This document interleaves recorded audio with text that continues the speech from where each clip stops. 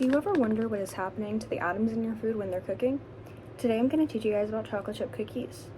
I believe most people watching this video are probably also in college and probably prefer the convenience of going to Crumble or the grocery store over baking at home. I've been baking for most of my life and I can assure you that it's not as inconvenient as it may seem. Today I'm going to cover the chemical processes behind browning butter, the benefits of baking at home, and how I make my chocolate chip cookies. Why does butter turn brown when heated? As stated in chemical literature published by Cengage, browning butter is the process of the amino acids reacting with sugars in the butter, known as the Maillard reaction. For this recipe, I'll be using 1 cup of salted butter and melting it over medium-low heat on my stovetop. While that is melting, I'm mixing my dry ingredients in 2 separate containers. In an article published by the Journal of Food Chemistry, bakery products often contain high levels of A-dicarbonyls and DAGEs due to thermal processing during the Maillard reaction. Furthermore, reducing sugars appears to have a greater impact on DAGE formation on bakery products compared to non-reducing sugars. Speaking of sugars, I added 1 cup of light brown sugar and 1 cup of granulated sugar into my first container. I mix that with a whisk and set it aside. Make sure you're occasionally stirring the butter so it doesn't burn. The Journal of Agricultural and Food Chemistry describes the Maillard reaction as a series of complex reactions that reduce sugars with amine components, resulting in a plethora of colored and aroma-active structures, which are generally desirable in processed foods. In the second container, I mixed 3 cups of flour, 1 teaspoon of baking soda, half a teaspoon of baking powder, and 1 teaspoon of salt. Once your butter has begun to turn brown, you can remove the pan from the heat and stir while it cools. In short, you're altering the molecular structure of the butter in exchange for better flavor. How could this possibly be better than buying pre-made dough from the store? Short answer, food safety.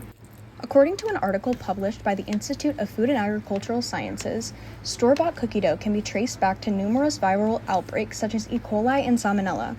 The process makes the dough vulnerable to transporting pathogens, but if you make your own dough, you're in control of that process. It's very important to follow instructions properly when you're in charge of the baking process. You cannot change or skip any steps. After I browned the butter, I mixed it into the sugar mixture once it had cooled. I added 1 teaspoon of vanilla extract, 2 large eggs, and I beat the mixture until it became lighter. It's very important to let this cool fully before mixing your eggs into it, or else it can cook your eggs before you bake the cookies.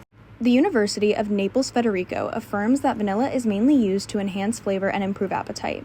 In the same article, the University of Naples Federico proved that when the temperature is too low, the surface color of the cookies is poor, the inside is soft, the smell is insufficient, and the taste is not crisp enough. When baked at too high of a temperature, the cookies appear and taste burnt, and they are too crisp. I combined the wet and dry ingredients by folding the dough inwards on itself and kneading it the rest of the way through.